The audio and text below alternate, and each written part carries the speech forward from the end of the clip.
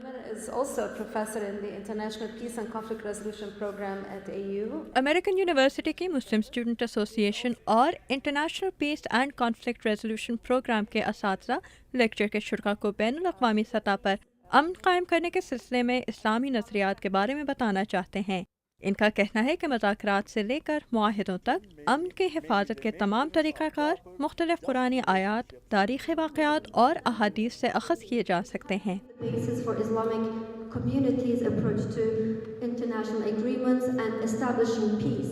University کے اس programme کے director doctor Abdul Aziz سعید کہتے ہیں کہ 9/11 کے بعد دہشت گردی کے خلاف عالمی جنگ سے منسلک خبروں کا طلباء پر بہت گہرا اثر پڑا ہے۔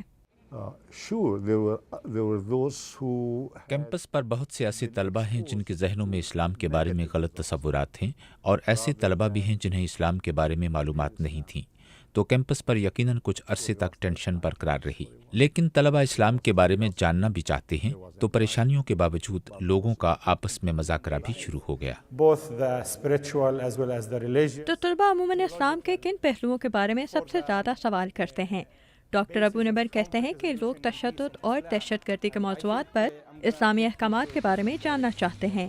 And then we begin explaining that this is not necessarily derived from the nature of the religion. اور پھر ہم انہیں بتاتے ہیں کہ انتہا پسندی اور تشدد اسلامی احکامات کا نتیجہ نہیں، بلکہ یہ آمرانہ حکومتوں کی پالیسیوں کا نتیجہ ہیں۔ مسلمان ممالک کے خلاف یورپی اور امریکی معاشی اور فوجی کارروائیوں کی وجہ سے بھی تشدد کے رجحانات پیدا ہو سکتے ہیں۔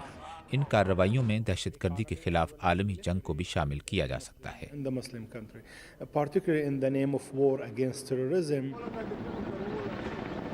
یہ نقطہ نظر جان کر طلباء کس طرح متاثر ہوتے ہیں؟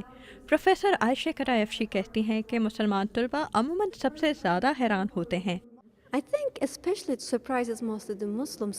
میرے نزدیک مسلمان طلباء کی حیرت کی ایک وجہ یہ ہے کہ گزشتہ چند صدیوں میں پیش آنے والی بیشتر جنگوں کے بعد مسلمان خود بھی شاید اپنے مذہب کی پرامن روایات سے آگاہ نہیں، اور اب یہ ہمارے لیے ایک حیران کن بات ہے۔ طلباء بھی لوگوں تک اسلام کے بارے میں معلومات پہنچانے کے لیے لیکچر کے اس سلسلے کو ایک مثبت قدم سمجھتے ہیں۔ مسلم اسٹوڈنٹ ایسوسی ایشن کی اس رکن کا کہنا ہے کہ مسلمانوں کو اپنے مذہب اور روایات کے بارے میں غلط فہمیاں دور کرنے کی ذمہ داری لینی چاہیے۔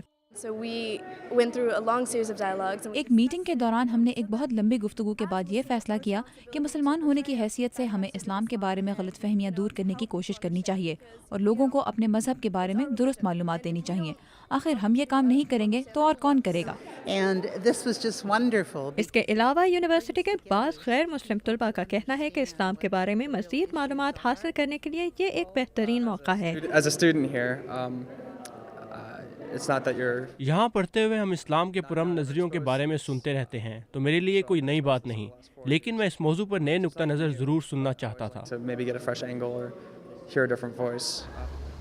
اس لیکچر میں شامل ہونے والے طلباء اور اساتذہ سبھی کو یہ امید ہے کہ سن 2009 میں ذہن کھولنے والے اس لیکچر میں اور بھی طلباء شامل ہوں گے، اور اس لیکچر کی سیریز کو واشنگٹن ڈی سی کے دوسرے کیمپسز تک بھی پہنچایا جا سکے گا۔